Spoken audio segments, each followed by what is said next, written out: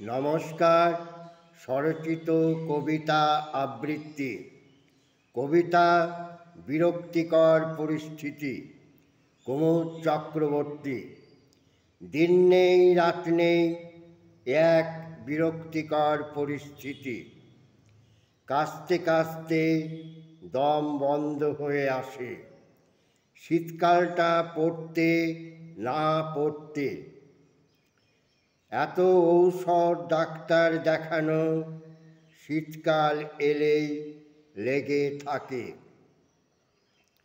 রোগ প্রতিরোধ ক্ষমতা ক্রমশ কমতে থাকে, এটা বুঝিয়ে দেয়। এ ঋতু তবে শত্রু নাকি? বারবার প্রতি বছর এমন অস্বস্তিতে রাখে কেন গো? সকলকে ভালো না দেখিয়ে অন্তরে বাইরে শুধু খারাপটা দেখাও। নমস্কার।